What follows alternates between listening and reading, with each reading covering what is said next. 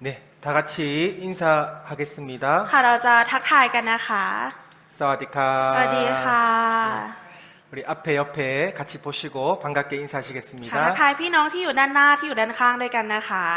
사와디카. สวัสดีค่ะ สวัสดีค่ะ 네, 같이 기도하고 말씀 시작하겠습니다. เราจะอธิษฐานด้วยกันนะคะและเริ่มฟังพระวจนะค่ะ 우리를 죄 가운데서 구원하여 주신 고마우신 하나님 아버지 감사합니다. ขอบคุณพระเจ้าพระบิดาผู้ทรงประทานความรอดให้เรารอดจากบาป 우리가 죄로 인해 심판받을 수밖에 없었지만 예수님의 십자가의 보혈로 우리 죄를 영원히 씻어 주셨습니다. เราที่เคยจะต้องได้รับการพิพากษาให้ตกนรกเนื่องจากเป็นคนบาปแต่ด้วยการที่พระองค์ทรงสิ้นพระชนม์บนไม้กางเขนและหลังพระโลหิตนั้นทำให้เรารอดจากการพิพากษา 우리를 천국 백성으로 허락해 주시고 하나님 나라를 전파할 수 있도록 기회 주심에 감사합니다. เราขอบคุณที่พระองค์ทรงประทานโอกาสให้เราได้เป็นประชากรของสวรรค์และมีโอกาสได้ประกาศข่าวประเสริฐนี้ให้กับผู้คนมากมาย 아직도 예수님을 모르는 불쌍한 영혼들에게 이 진리를 전할 수 있도록 도와주시옵소서. ขอพระองค์ทรงช่วยให้เราสามารถประกาศข่าวประเสริฐนี้ให้กับผู้คนที่ยังไม่ได้รู้จักกับพระองค์ได้ด้วยเถิด 우리가 복음을 전하기 위해서는 우리 태국 교회가 말씀으로 하나가 되어야 됨을 알고 있습니다. เรารู้อยู่แล้วว่าเพื่อที่จะให้เราสามารถประกาศที่ประเทศใดได้พระองค์ทรงสร้างคริสตจักรขึ้นมาให้เป็นหนึ่งเดียวกัน 하나님 말씀을 배우는 이 시간 주님께서 역사해 주시옵소서. ในชั่วโมงนี้ขณะที่เรียนพระวจนะของพระองค์ขอพระองค์ทรงงานอยู่กับพวกเราด้วย 말씀을 듣고 흘려버리는 것이 아니라 마음판에 새기며 순종할 수 있도록 도와주시옵소서. ขอพระองค์ทรงช่วยให้เราไม่ลืมพระวจนะที่เรียนในวันนี้ขอพระองค์ทรงช่วยให้เราจดจำและเชื่อฟังทำตามได้ด้วยเถิด 주님 안에서 성령 충만케 하시고 하나님의 말씀을 힘있게 전하게 도와주시옵소서. ขอพระองค์ทรงช่วยให้เราอยู่ขณะที่เราอยู่ในพระคริสต์เราเปลี่ยนไปด้วยพระวิญญาณบริสุทธิ์และสามารถประกาศออกไปได้ด้วยเถิด 오늘 토요교제의 말씀과 교제로 더욱 사랑을 나눌 수 있도록 주님 하나되게 인도해 주시옵소서. และในวันนี้ขอพระองค์ทรงนำให้เรานั้นเป็นหนึ่งเดียวกันและสามารถอยู่ในการสามัคคีธรรมของพระองค์ได้ด้วยเถิด 우리를 사랑하시는 예수님 이름으로 기도드렸습니다. อธิษฐานในพระนามองค์พระเยซูคริสต์ผู้ทรงรักเราอาเมน 아멘. 네, 로마서 6장 11절 말씀을 찾겠습니다. เราจะเปิดหาพระธรรมโรมบทที่6ข้อที่11ด้วยกันค่ะ 로마서 6장 11절 이와 같이 너희도 너희 자신을 죄에 대하여 죽은 자요 그리스도 예수 안에서 하나님을 대하여는 산자로 여길지어다. โรมบทที่6ข้อที่11นะคะบันทึกไว้ว่าในทำนองเดียวกันพวกท่านจงถือว่าท่านได้ตายต่อบาปและมีชีวิตสนิทกับพระเจ้าโดยพระเยซูคริสต์ 예, 우리는 예수님의 십자가의 은혜를 믿는 사람들은 그리스도 안에 들어왔다라고 계속해서 말씀을 배웠습니다. ค่ะเราก็ได้เรียนรู้กันอยู่ตลอดนะคะว่าผู้ที่เชื่อในพระคุณแห่งไม้กางเขนของพระเยซูนะคะนั่นก็คือผู้ที่อยู่ในพระคริสต์นั่นเองค่ะ 그리스도 안에 들어왔다는 것은 새 생명을 얻었기 때문에 나와 예수님이 긴밀하게 연결되어 있는 것을 말해요. ก็คือการที่เราอยู่ในพระคริสต์ในที่นี้นะคะมีความหมายว่าชีวิตใหม่เนี่ยได้เข้ามาในเราและเราเนี่ยได้มีการเชื่อมต่ออยู่กับพระเยซูคริสต์ค่ะ 그런데 내가 예수님과 연결되어 있기 때문에 이제 구원받은 이후의 내 삶은 아주 편안하고 이제 축복된 삶이라고 생각할 수 있습니다. แต่เราอาจจะคิดว่าหลังจากที่เราได้รับความรอดแล้วชีวิตของเรานะคะจะต้องมีการได้รับพระพรเป็นอย่างมากจะต้องใช้ชีวิตที่อย่างสงบสุขค่ะ 앞으로 계속 고난이 없이 편안한 삶을 살 것이라고 또 생각할 수도 있습니다. หรืออาจจะคิดว่าในอนาคตเนี่ยจะไม่เจอกับเรื่องยากลำบากอีกแล้วจะมีแต่ความสงบสุขเข้ามาในชีวิตค่ะ 그런데 사실은 그렇지 않죠. แต่จริงๆแล้วไม่ได้เป็นแบบนั้นเสมอไปใช่ไหมคะ 구원받은 이후에 우리는 세상과 그리고 사탄과 우리 육신과 항상 싸워야 됩니다. ค่ะหลังจากที่เราได้รับความรอดแล้วนะคะจะมี3สิ่งที่เราจะต้องต่อสู้อยู่ตลอดเวลานั่นก็คือโลกเนื้อหนังและมารซาตานค่ะ 그래서 오늘은 그리스도 안에서 새로운 자유라는 제목으로 같이 말씀을 생각해 보겠습니다. ค่ะดังนั้นนะคะวันนี้เราเลยจึงจะมาเรียนรู้พระวจนะกันในหัวข้ออิสรภาพใหม่ในพระคริสต์กันค่ะ 구원받으면 새로운 자유가 생기는데 바로 죄에 대한 자유입니다. คือหลังจากที่เราได้รับความรอดแล้วนะคะเราจะได้รับอิสรภาพใหม่อิสรภาพนั้นนะคะก็หมายถึงอิสรภาพต่อบาปนั่นเองค่ะ 자, 여기 말씀 다시 보시면 이와 같이 너희도 너희 자신을 죄에 대하여는 죽은 자다라고 말씀하고 있습니다. ค่ะถ้าย้อนกลับมาดูในพระวจนะที่เราได้อ่านกันไปนะคะก็บอกไว้ว่าในทำนองเดียวกันพวกท่านจงถือว่าท่านได้ตายต่อบาปและมีชีวิตสนิทกับพระเจ้าโดยพระเยซูคริสต์ค่ะ 자, 여기서 말하는 죄에 대한 자유는 우리가 마음대로 죄를 짓는 자유를 말하는 것이 아닙니다. ทุกคนคะคำว่าอิสรภาพในที่นี้นะคะไม่ได้มีความหมายว่าเรามีอิสรภาพที่จะทำบาปยังไงก็ได้นะคะ 그리스도인의 자유는 바로 죄를 선택하지 않고 죄를 거절할 수 있는 자유를 말하는 거예요. คำว่าอิสรภาพในที่นี้นะคะมีความหมายว่าคริสเตียนเรามีอิสรภาพที่จะเลือกที่จะปฏิเสธบาปเลือกที่จะไม่ทำบาปนั่นเองค่ะ 우리 구원받고 나면 마음에 기쁨과 평강이 있지만 조금만 시간이 지나면 죄 때문에 괴로워하는 자신을 발견하게 되죠. ค่ะตอนที่เราได้รับความรอดนะคะในตอนแรกๆเนี่ยเราก็จะมีความรู้สึกยินดีรู้สึกมีสันติสุขในใจนะคะแต่ว่าเมื่อเวลาผ่านไปนะคะเราก็จะค้นพบว่ามันเกิดความทุกข์ขึ้นมาเนื่องจากว่าบาปนั่นเองค่ะ 예, 그 죄를 또 하나님 앞에 자백기도 하지만 또 얼마 시간이 지나지 않아서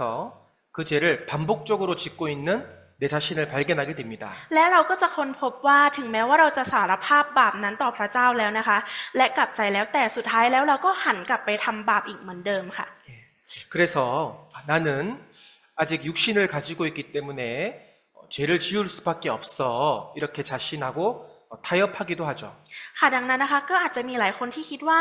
ก็ร่างกายของฉันยังมีชีวิตอยู่ยังมีเนื้อหนังอยู่ดังนั้นฉันก็ทำอะไรไม่ได้นอกจากที่จะทำบาปแบบนี้ค่ะ 내가 죄를 지을 때마다 하나님께 회개 기도 계속하면 돼라고 죄를 가볍게 여기는 경우가 많습니다. หรืออาจจะมีในหลายกรณีแบบนี้นะคะเช่นฉันจะทำบาปเมื่อไหร่ก็ได้พอทำบาปเสร็จปุ๊บก็แค่กลับมาอธิษฐานกลับใจต่อพระเจ้าแค่นั้นก็พอแล้วแบบนี้ก็มีค่ะ 예, 구원받은 이후에 우리가 짓는 죄 문제는 2000년 전에 우리 형제 자매님들에게도 아주 큰 고민이었습니다. ปัญหาเกี่ยวกับบาปหลังจากที่ได้รับความรอดนี้นะคะไม่ใช่เพียงแค่พี่น้องเราทุกคนที่กำลังเจออยู่ในตอนนี้นะคะแต่ว่าพี่น้องคริสเตียนในยุคแรกๆนะคะก็ประสบกับปัญหานี้เช่นเดียวกันเมื่อประมาณหลายพันปีก่อนก็มีปัญหาแบบนี้ค่ะ 그래서 사도 바울께서 그리스도 안에 있는 사람이 이제 짓는 죄 문제에 대해서 어떻게 해야 되는지 성령의 감동으로 성경을 기록했습니다. ดังนั้นนะคะคารทูตเปาโลเนี่ยก็ได้เขียนคำสอนหลายตอนไว้ในพระคัมภีร์ค่ะโดยได้รับการดลใจจากพระวิญญาณบริสุทธิ์นะคะเพื่อสอนว่าคนที่อยู่ในพระคริสต์เนี่ยควรจะจัดการกับปัญหาเกี่ยวกับเรื่องบาปนี้ยังไงค่ะ 자, 로마서 6장 1절 2절입니다. 그런즉 우리가 무슨 말 하리요 은혜를 더하게 하려고 죄에 거하겠느냐 그럴 수 없느니라 죄에 대하여 죽은 우리가 어찌 그 가운데 더 살리요 ในพระธรรมโรมบทที่6ข้อที่1ถึงข้อที่2นะคะบันทึกไว้ว่าถ้าอย่างนั้นเราจะว่าอย่างไรเราจะอยู่ในบาปต่อไปเพื่อให้พระคุณเพิ่มทวีขึ้นหรือเปล่าเลยเราที่ตายต่อบาปแล้วจะมีชีวิตในบาปต่อไปได้อย่างไร 예, 자, 여기 죄에 거하겠느냐라고 질문했어요. ทุกคนคะตรงนี้มีคำถามที่ว่าจะอยู่ในบาปต่อไปหรือ 예, 성도가 계속해서 죄를 지을 수 있습니까? คริสเตียนนะคะสามารถดำเนินชีวิตด้วยการทำบาปไปเรื่อยๆได้ไหมคะ 예, 그럴 수 없습니다. เปล่าเลยค่ะ 예, 구원받은 사람이 계속 죄를 선택하면서 살아갈 수 있을까요? แล้วผู้ที่ได้รับความรอดแล้วค่ะจะเลือกใช้ชีวิตอยู่ในบาปต่อไปได้ไหมคะ 예, 그럴 수 없습니다. เปล่าเลยค่ะ 예, 그 이유가 바로 죄에 대해서 우리가 죽었다라고 설명하고 있어요. เหตุผลว่าทำไมไม่เปล่าเลยนะคะก็เพราะว่าเราเนี่ยได้ตายต่อบาปแล้วค่ะ 예, 정말 구원을 확실하게 받았다면 우리는 죄를 짓지 않기 위해서 죄를 피하고 노력할 겁니다. คนที่ได้รับความรอดและมั่นใจในความรอดของตัวเองนะคะก็จะมีความพยายามที่จะไม่ทำบาปและปฏิเสธบาปค่ะ 예, 그런데 죄를 가볍게 생각하고 자꾸 죄를 의도적으로 지으려고 하면 과연 그 사람 속에 성령님이 계실까요? แต่ถ้าบางคนนะคะมองว่าเรื่องของบาปเนี่ยเป็นเรื่องที่เล็กน้อยเบาบางนะคะหรือว่ายังคงเลือกที่จะทำบาปโดยความตั้งใจของตัวเองเนี่ยทุกคนคิดว่าเขาคนนั้นมีพระวิญญาณบริสุทธิ์สถิตอยู่ข้างในไหมคะ 예, 구원받은 사람은 죄를 자꾸 피하게 되는데 자꾸 죄를 지으려고 한다면 자기 자신을 돌아봐야 됩니다. คนที่ได้รับความรอดแล้วนะคะจะมีความพยายามที่จะไม่ทำบาปหรือว่าหลีกเลี่ยงการทำบาปนะคะแต่ถ้าหากยังทำบาปอยู่เรื่อยๆอย่างเงี้ยค่ะจะต้องกลับมาคิดทบทวนตัวเองแล้วว่าตัวเองมีพระวิญญาณบริสุทธิ์อยู่ข้างในหรือเปล่า 그래서 사도 바울께서 죄에 대해서 우리가 죽었기 때문에 죄에 계속 거할 수 없다라고 말씀했습니다. ค่ะแล้วก็อัครสาวกเปาโลนะคะก็ได้พูดไว้ว่าการที่เราตายต่อบาปนี่ก็คือการที่บาปมันไม่สามารถที่จะครอบงำเราได้อีกต่อไป เราไม่อยู่ในภายใต้อำนาจของบาปอีกต่อไปค่ะ 사도 바울께서 말씀하신 죄에 대해서 죽었다는 것이 과연 무슨 의미일까요? อ่ะและทุกคนคิดว่าคำที่ว่าตายต่อบาปเมื่อสักขออภัยค่ะตายต่อบาปในที่นี้หมายถึงอะไรคะ 자, 여기 화면을 보시면 첫 번째로 우리가 어떻게 죄의 권세를 가지게 되었는지를 살펴볼 겁니다. อย่างแรกนะคะเราจะมาดูกันว่าเราอยู่ภายใต้อำนาจของบาปได้อย่างไรค่ะ 두 번째로 예수님이 어떻게 죄의 권세로부터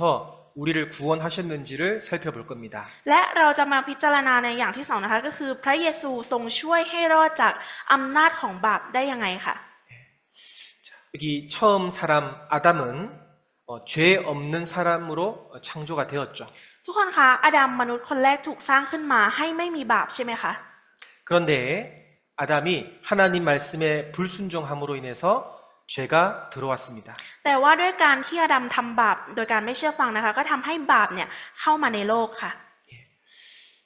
그래서 여기 로마서 5장 12절 말씀 보시면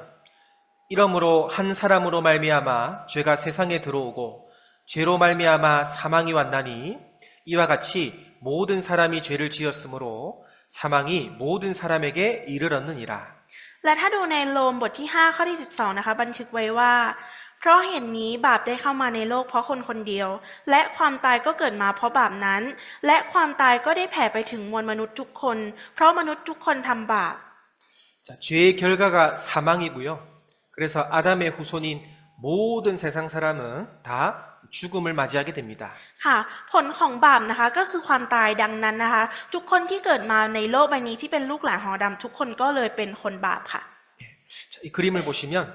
하나님과 아담 사이에 이 죄가 가로막혀 있습니다. ทุกคนคะถ้าดูในรูปภาพนะคะจะเห็นว่าความสัมพันธ์ระหว่างอาดัมและพระเจ้านะคะจะมีบาปกั้นอยู่ตรงกลางค่ะ 하나님 말씀을 듣지 않고 사탄 마귀의 말을 들었기 때문에 이제 죄의 권세 아래 들어가게 된 거죠. เป็นเพราะว่าอาดัมนะคะไม่เชื่อฟังพระวจนะของพระเจ้าแต่ดันไปเชื่อฟังคำของมารซาตานนะคะทำให้อาดัมเนี่ยตกอยู่ใต้ฤทธิ์อำนาจของความตายหรือว่าความบาปนั่นเองค่ะ 하나님은 아담에게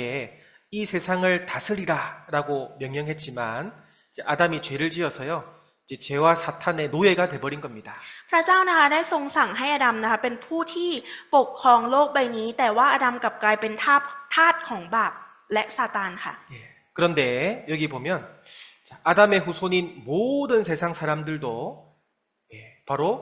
죄의 권세 아래로 데리고 들어간 거죠. และตอนนี้ทุกท่านเห็นใช่ไหมคะว่าลูกหลานทุกคนที่เกิดมาบนโลกใบนี้ค่ะกำลังตกอยู่ภายใต้อำนาจของบาปค่ะ 예. 그래서 모든 사람들은 태어날 때부터 죄의 종이고 죄의 권세 아래 있게 된 겁니다. ดังนั้นนะคะทุกคนจึงเกิดมาเป็นทาสของบาปและอยู่ภายใต้อำนาจของบาปตั้งแต่เกิดมาค่ะ 그런데 하나님은 이 모든 것을 이미 알고 계셨어요. แต่ว่านะคะพระเจ้าเนี่ยทรงรู้เรื่องนี้ทราบเรื่องนี้อยู่แล้วค่ะ 그래서 우리를 죄의 권세로부터 건져 주시기 위해서 예수님을 준비하신 겁니다. ดังนั้นนะคะพระองค์จึงได้เตรียมพระเยซูเนี่ยเพื่อที่จะช่วยให้เราหลุดพ้นออกจากอำนาจของบาปค่ะ 그래서 예수님이 이 땅에 오신 이유는 바로 죄의 권세로부터 자유를 주시기 위해서 이 땅에 오신 거예요. ดังนั้นนะคะเหตุผลที่พระเยซูทรงเสด็จมายังแผ่นดินโลกใบนี้นะคะก็เพื่อมอบอิสรภาพจากอำนาจของบาปให้กับเราค่ะ 누가복음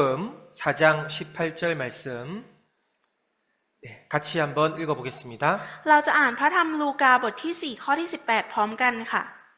พระวิญญาณขององค์พระผู้เป็นเจ้าสถิตกับข้าพเจ้า เพราะว่าพระองค์ทรงเจิมตั้งข้าพเจ้าไว้ เพื่อนำข่าวดีมายังคนยากจน พระองค์ทรงใช้ข้าพเจ้ามาประกาศอิสรภาพแก่พวกเฉลย ประกาศแก่คนตาบอดว่าจะได้เห็นอีก ปล่อยผู้ถูกบีบบังคับให้เป็นอิสระ 자, 여기 예수님이 오신 이유를 설명하고 있죠. ตรงนี้กำลังอธิบายเหตุผลที่พระเยซูทรงเสด็จมายังแผ่นดินโลกใช่ไหมคะ 자, 여기 빨간색 말씀을 보면 우리에게 두 가지 자유를 주시려고 예수님이 오셨습니다. ถ้าดูในตัวหนังสือสีแดงนะคะ เราจะเห็นสองเหตุผลที่ว่าพระองค์เสด็จมายังโลกใบนี้ทำไมค่ะ 예, 첫 번째는 죄의 이 사탄 마귀 죄에 포로된 자에게 자유를 주시려고 오셨습니다. ประการแรกนะคะ พระองค์เสด็จมาเพื่อมอบอิสรภาพสำหรับผู้ที่ถูกมารซาตานจับเป็นเฉลยค่ะ 네, 두 번째는 죄에 눌린 자를 자유케 하려고 예수님이 오셨습니다. และอย่างที่สองนะคะเหตุผลที่พระองค์เสด็จมาก็เพื่อปล่อยผู้ที่ถูกบีบบังคับจากบาปให้เป็นอิสระค่ะ 예, 자, 마귀와 죄로부터 자유하게 되는 방법이 바로 복음이라고 기록되어 있습니다. ก็คือมีบันทึกไว้นะคะว่าสิ่งที่จะทำให้เราได้รับอิสรภาพจากมารซาตานหรือว่าบาปได้นะคะมีเพียงข่าวประเสริฐเท่านั้นค่ะ 예, 복음은 기쁜 소식이고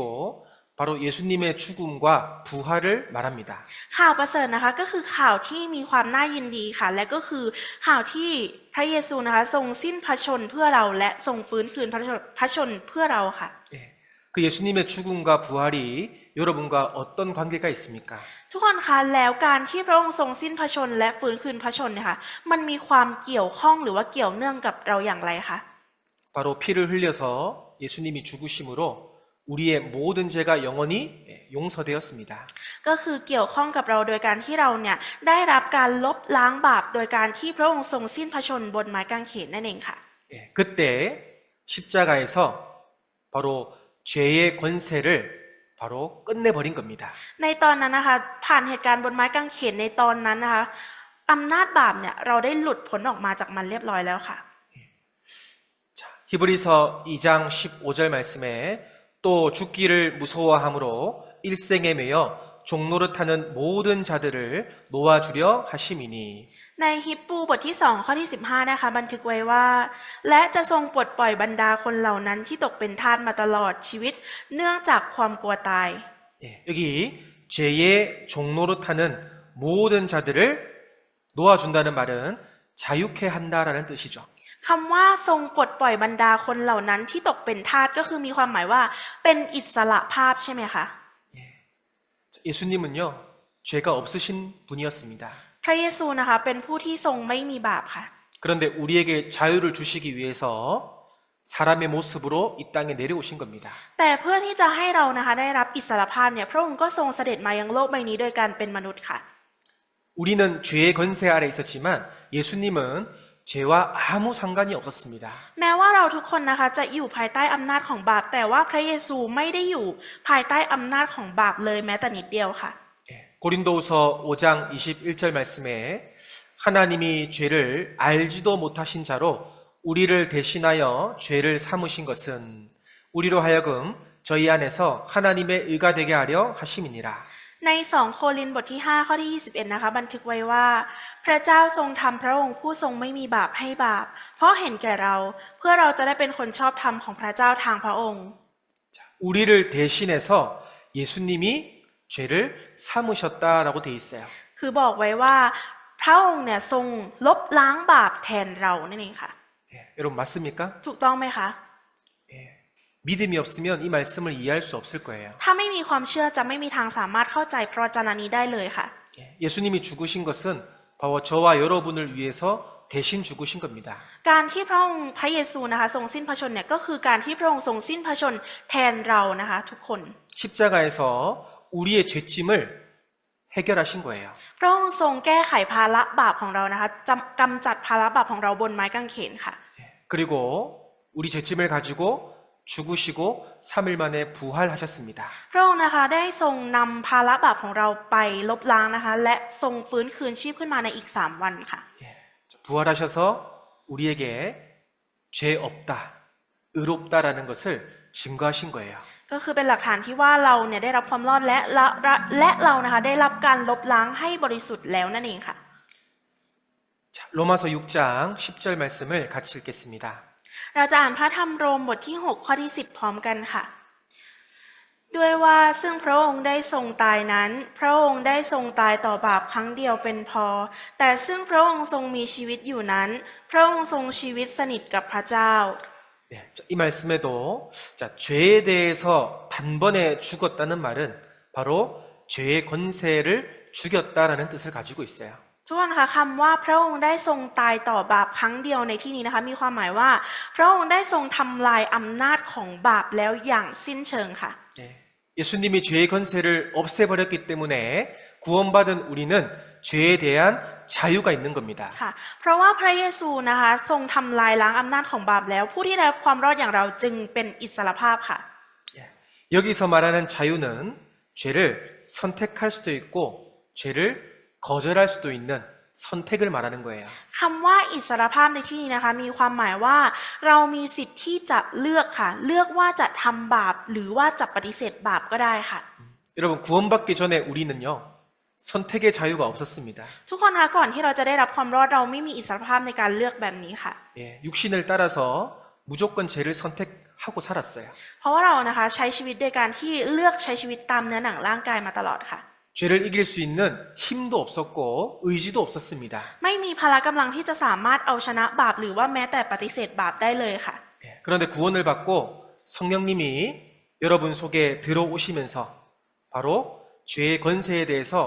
자유로워진 거예요. แต่ว่าเมื่อเราได้รับความรอดแล้วนะคะและพระเจ้าเนี่ยเข้ามาอยู่ในเราแล้วเราก็ได้รับอิสรภาพจากอำนาจของบาปและมีพละกำลังที่จะสามารถปฏิเสธบาปได้ค่ะ 예, 저를 따라합니다. พูดตามอาจารย์นะคะ 예, 구원받은 사람은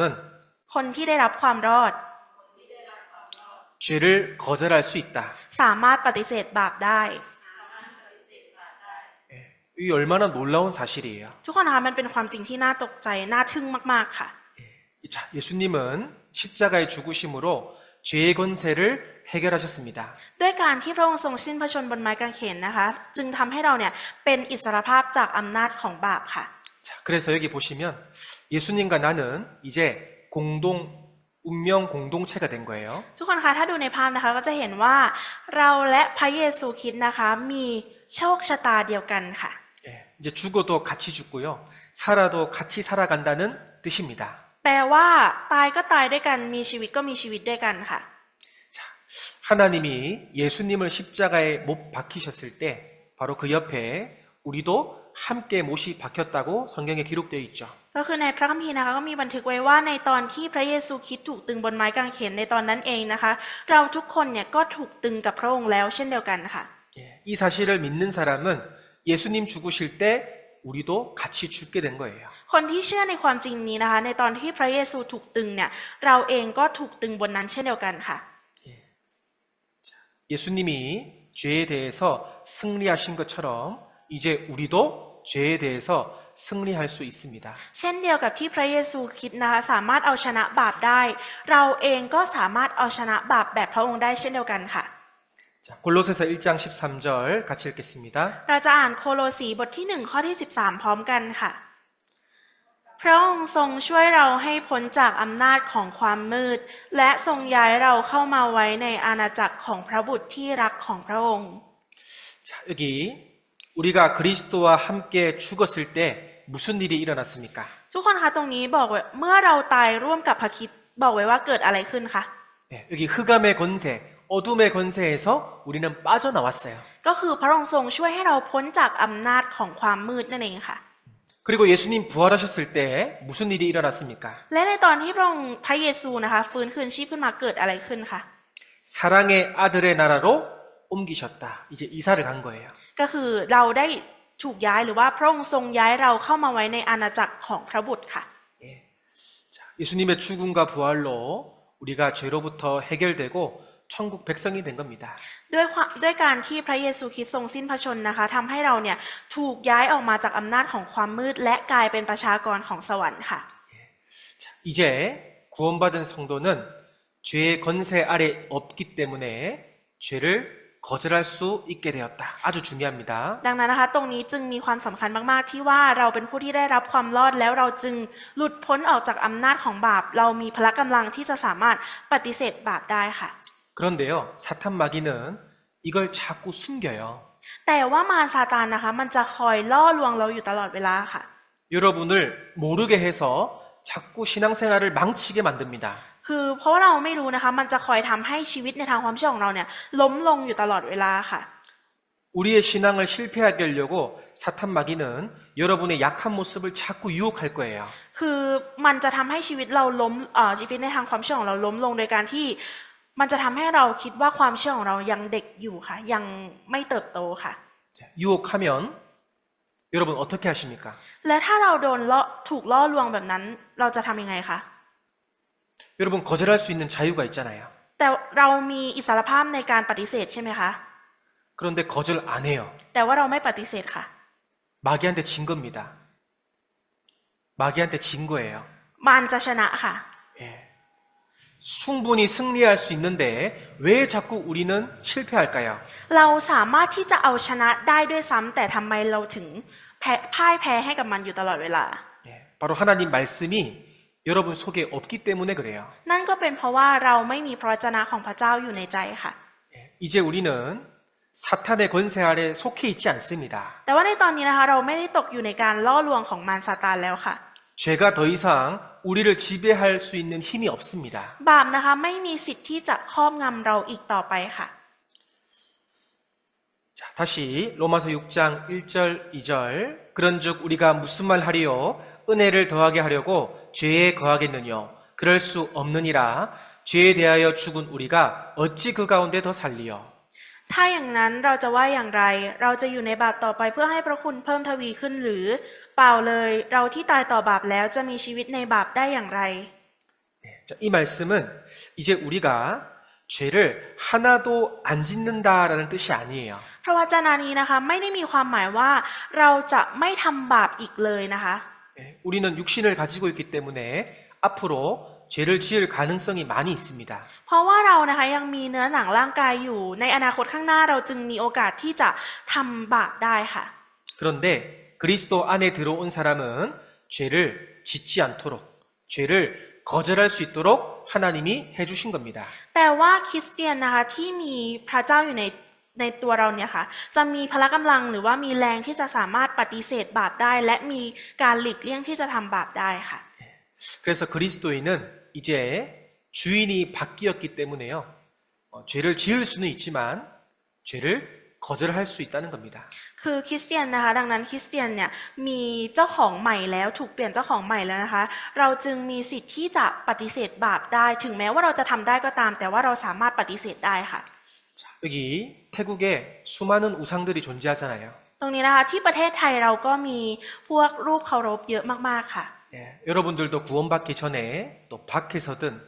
회사에서든 가정에서든 이런 우상 숭배를 했을 거예요. เราทุกคนเองก็เหมือนกันนะคะก่อนที่เราจะได้รับความรอดเราก็ไหว้รูปเคารพต่างๆ ไม่ว่าจะเป็นพระหรือว่าเทพเจ้าต่างๆ เราก็เคยไหว้ค่ะ 그런데 하나님을 알고 난 이후부터는 우상 숭배 안 하시잖아요. แต่ว่าหลังจากที่เราได้รู้จักกับพระเจ้าแล้วเราก็ไม่ไหว้รูปเคารพอีกต่อไปใช่ไหมคะ 맞습니까? ถูกต้องไหมคะ 왜 우상 숭배 안 하세요? ทำไมเราถึงไม่ไหว้รูปเคารพอีกต่อไปคะ 옛날엔 했는데 왜 지금은 안 하세요? ในสมัยก่อนเราไหว้นะคะเราทำแต่ทำไมตอนนี้เราถึงไม่ทำแล้ว 성경을 통해서 내 주인이 바뀌었다는 것을 확실하게 안 거예요. ก็คือเรามั่นใจผ่านทางพระคัมภีร์นั่นเองที่บอกว่าเจ้าของเราได้ถูกเปลี่ยนไปแล้วค่ะ 이제 주님을 알았기 때문에 우리는 이 우상 숭배라는 죄를 거절하고 살 수 있는 겁니다. เพราะว่าเรารู้แล้วนะคะว่าในตัวเราเนี่ยมีอะไรอยู่มีพระเจ้าอยู่ด้านในนะคะจะทำให้เราเนี่ยสามารถที่จะปฏิเสธที่จะทำสิ่งเหล่านี้ได้ปฏิเสธในรูปเคารพนี้ได้ค่ะ 예, 우리 성도는요 죄를 이길 수 있습니다. ผู้เชื่ออย่างเรานะคะมีสิทธิเสรีภาพที่จะเอาชนะบาปได้ค่ะ 예, 죄가 여러분을 유혹할 수 있지만 여러분 순종하지 마세요. ถึงแม้ว่าบาปนะคะจะล่อลวงเราได้แต่อย่าเชื่อฟังมันค่ะ 예, 그 유혹에 순종하지 말고 하나님 말씀에 순종하시면 됩니다. ก็คืออย่าไปเชื่อฟังบาปที่กำลังยั่วยุ หรือว่าล่อลวงเราอยู่ให้เชื่อพระวจนะของพระเจ้าไว้ค่ะ 자, 로마서 6장 14절 죄가 너희를 주관치 못하리니 이는 너희가 법 아래 있지 아니하고 은혜 아래에 있음이니라. ในพระธรรมโรมบทที่ 6 ข้อที่ 14 นะคะบันทึกไว้ว่า บาปจะไม่ครอบงำพวกท่านต่อไป เพราะว่าท่านไม่อยู่ใต้ธรรมบัญญัติแต่อยู่ใต้พระคุณ 자, 여기 죄가 너희를 주관하지 못한다라는 것은 우리가 죄를 거절할 수 있다는 뜻이잖아요. คำว่าบาปจะไม่ครอบงำพวกท่านอีกต่อไปในที่นี้ก็หมายถึงว่าเราสามารถปฏิเสธบาปได้นั่นเองค่ะ 우리가 율법 아래 있었을 때는 죄가 우리를 주관했지만 이제 십자가의 은혜 아래 있기 때문에 죄를 벗어나는 겁니다. ในตอนที่เราอยู่ใต้ธรรมบัญญัตินะคะ บาปมันสามารถที่จะครอบงำเราได้ แต่ว่าตอนนี้เราอยู่ใต้พระคุณแล้ว จึงทำให้เราหลุดพ้นจากอำนาจของบาปนั้นค่ะ 여러분 부모님의 사랑과 은혜를 받은 자녀는 부모님에게 잘하려고 노력하잖아요. ทุกคนนะคะลูกนะคะที่ได้รับความรักและพระคุณจากพ่อแม่นะคะ ก็จะเติบโตมาเป็นอย่างดีค่ะ 마찬가지로 예수님의 사랑과 은혜를 받은 사람은 주님께 더 잘하려고 죄와 더 멀어지려고 노력하게 되는 겁니다. เช่นเดียวกันนะคะคริสเตียนที่ได้รับความรอดอย่างเราที่ได้รับความรักและพระคุณจากพระเจ้านะคะ ก็จะต้องใช้ชีวิตด้วยการที่พยายามหลีกเลี่ยงหรือว่าปฏิเสธบาปและใช้ชีวิตให้ดีขึ้นนั่นเองค่ะ 죄가 더 이상 우리를 주관할 수 없기 때문에 과감하게 여러분은 거절하시면 되는 거예요. เพราะว่าบาปจะไม่ครอบงำพวกเราอีกต่อไปนะคะ ดังนั้นเราจึงมีสิทธิ์ที่จะปฏิเสธการล่อลวงนั้นค่ะ 로마서 6장 11절. 자, 우리 맨 처음에 찾았던 말씀입니다. ค่ะก็ในพระธรรมโรมบทที่ 6 ข้อที่ 11 นะคะ เป็นพระวจนะแรกที่เราเริ่มอ่านกันในวันนี้ค่ะ 같이 한번 읽어보겠습니다. เราจะอ่านพร้อมกันอีกหนึ่งรอบนะคะ ในทำนองเดียวกันพวกท่านจงถือว่าท่านได้ตายต่อบาป และมีชีวิตสนิทกับพระเจ้าโดยพระเยซูคริสต์ 자, 너희 자신을 죄에 대해서 죽었다라고 여겨라라고 되어 있습니다. ตรงนี้นะคะที่บอกว่าพวกท่านจง ถือว่าท่านได้ตายมีชีวิตสนิทกับพระเจ้าโดยพระเยซูคริสต์นะคะ ก็คือหมายถึงว่าเราต้องติดสนิทกับพระเจ้านั่นเองค่ะกับพระเยซูนั่นเอง 자, 여길지어다라는 뜻은 믿어라라는 뜻이에요. คือตรงนี้นะคะให้มีชีวิตสนิทกับพระเจ้าตรงนี้หมายถึงว่าให้เชื่อค่ะ 무엇을 믿어야 되냐면 바로 나의 신분을 믿어야 됩니다. และถ้าถามว่าให้เชื่ออะไรนะคะ ก็ให้เชื่อในสถานะหรือว่าฐานะของเรานั่นเองค่ะ 자, 나의 신분은 바로 죄에 대해서 죽었다. 죄인이 아니라 하나님 앞에 의인이라는 신분입니다. ฐานะของเราในตอนนี้นะคะไม่ใช่คนบาปอีกต่อไป แต่ว่าในสายพระเนตรของพระเจ้าในตอนนี้คือเราเป็นคนชอบธรรมค่ะ 여러분 신분에 대한 믿음이 자신의 삶을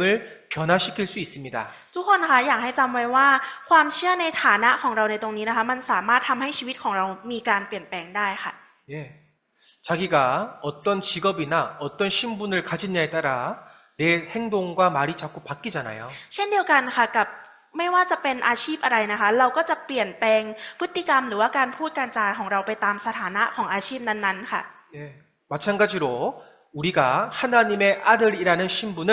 정확하게 알아야지만 아들답게 살려고 삶이 변하게 되는 거예요. เช่นเดียวกันค่ะ เราต้องรู้อย่างมั่นใจว่าในสถานะตอนนี้หรือว่าฐานะตอนนี้ของเราเนี่ยเป็นบุตรของพระเจ้าดังนั้น เราจึงต้องใช้ชีวิตให้สมกับที่เป็นบุตรของพระองค์ค่ะ 그런데 자신을 하나님 앞에 의인이 아니라 죄인이라고 생각한다면 자꾸 죄를 짓고 살 수밖에 없겠죠. แต่ถ้าหากว่าเราคิดว่าเราไม่ใช่คนชอบทำต่อหน้าพระเจ้า แต่ว่าเราเป็นคนบาปนะคะ ชีวิตของเราเนี่ยก็จะคอยแต่ทำบาปอยู่ตลอดเวลาค่ะ 자, 로마서 6장 12절 말씀에 그러므로 너희는 죄로 너희 죽을 몸에 왕노릇하지 못하게 하여 몸의 사욕을 순종치 말고라고 했습니다. พระธรรมโรมบทที่ 6 ข้อที่ 12 นะคะบันทึกไว้ว่า เพราะฉะนั้นอย่าให้บาปครอบงำกายที่ต้องตายของท่าน ซึ่งทำให้ต้องเชื่อฟังตัณหาของกายนั้น 자, 나는 죄에 대해서 죽었기 때문에 이제 죄에 순종하지 않을 수 있습니다. เพราะว่าเราได้ตายต่อบาปแล้วนะคะ เราจึงไม่จำเป็นที่จะต้องเชื่อฟังบาปอีกต่อไปค่ะ 예, 여기 몸의 사욕을 순종하지 말라.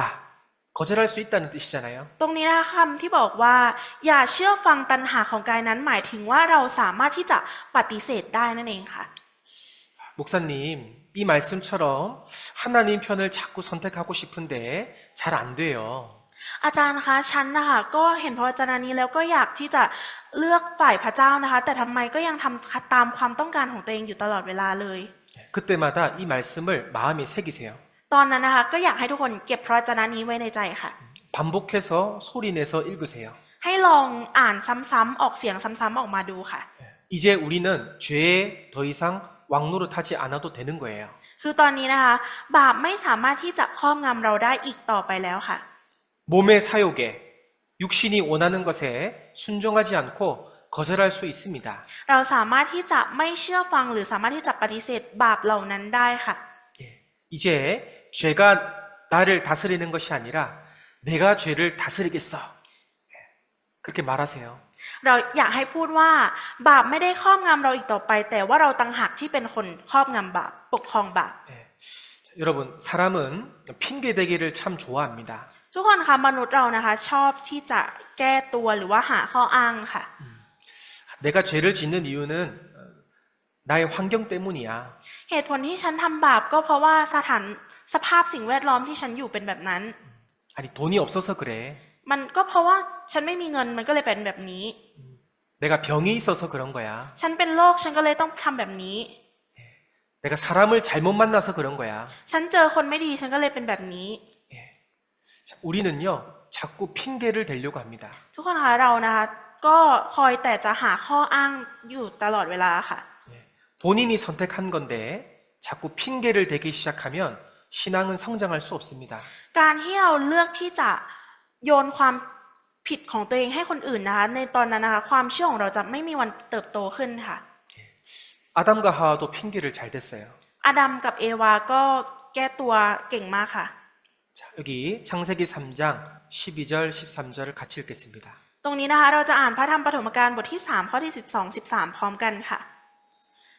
ชายนั้นทูลว่าหญิงที่พระองค์ประทานให้อยู่กับข้าพระองค์ เธอส่งผลจากต้นไม้นั้นให้ข้าพระองค์จึงรับประทาน พระยาเวห์พระเจ้าตรัสถามหญิงนั้นว่านี่เจ้าทำอะไรลงไป หญิงนั้นทูลว่างูล่อลวงข้าพระองค์จึงรับประทาน 자, 아담은 본인이 죄를 선택하고 선악과를 먹었습니다. อาดัมนะคะเป็นคนที่เลือกกินผลแห่งต้นรู้ถึงความดีและความชั่วด้วยตัวเองค่ะ 그런데 지금 아담이 하와 여자 핑계를 대고 있습니다. แต่ว่าตอนนี้นะคะอาดัมกำลังโทษเอวาอยู่ค่ะ 아, 여자가 선악과 줬어요. ก็ผู้หญิงคนนั้นเป็นคนเอาผลแห่งต้นรู้ถึงความดีความชั่วมาให้ 그러면 유혹한 하와 잘못이에요? 아니면 먹은 아담 잘못이에요? ทุกคนคิดว่าความผิดนี้เป็นของเอวาที่มาล่อลวงอาดัมหรือว่าเป็นความผิดของอาดัมที่เลือกจะกินเข้าไปคะ 아담이 잘못한 거예요. อาดัมค่ะทำผิด 근데 하와는요, 아유, 뱀이 꼬셨어요. แต่ว่าเอวานะคะก็โทษให้งูอีกค่ะ 저는 안 먹으려고 했는데요. 뱀이 자꾸 깨서 내가 먹었어요. ฉันจะไม่กินอยู่แล้ว แต่ว่างูมันล่อลวงอยู่ตลอดฉันก็เลยต้องกินเข้าไป 예, 유혹한 뱀이 잘못한 거예요. 먹은 하와가 잘못한 거예요. ทุกคนคิดว่ามันเป็นความผิดของงูที่มาล่อลวงหรือว่าเป็นความผิดของเอวาที่กินเข้าไปคะ 예, 하와 본인이 선택한 겁니다. เป็นความผิดของเอวาที่เลือกจะกินเข้าไปค่ะ 예. 자, 사탄 마귀가요,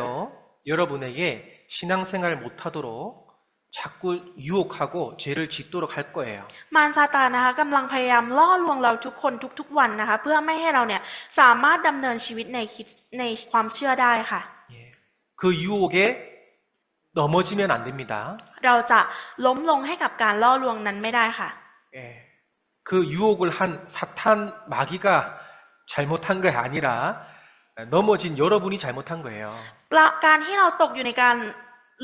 จมลงไปอยู่ในการล่อลวงนั้นนะคะมันไม่ใช่ความผิดของมารซาตานแต่ว่ามันเป็นความผิดที่เราเลือกที่จะลงไปนั่นเอง 왜냐하면 그리스도인은 그 죄를 거절할 수 있는 힘이 있기 때문에 여러분이 잘못한 거예요. เพราะว่าอะไรทำไมถึงเป็นเราที่ผิด เพราะว่าเราเนี่ยมีสิทธิเสรีภาพที่จะเลือกที่จะปฏิเสธ แต่เราดันไม่ปฏิเสธค่ะ 자, 베드로전서 4장 2절 말씀에 그 후로는 다시 사람의 정욕을 좇지 않고 오직 하나님의 뜻을 좇아 육체에 남은 때를 살게 하려 함이라. 1 เปโตรบทที่ 4 ข้อที่ 2 นะคะบันทึกไว้ว่า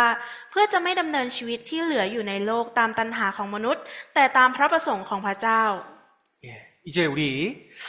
육체의 정욕을 거절하고 과감하게 하나님의 뜻을 선택하면 됩니다.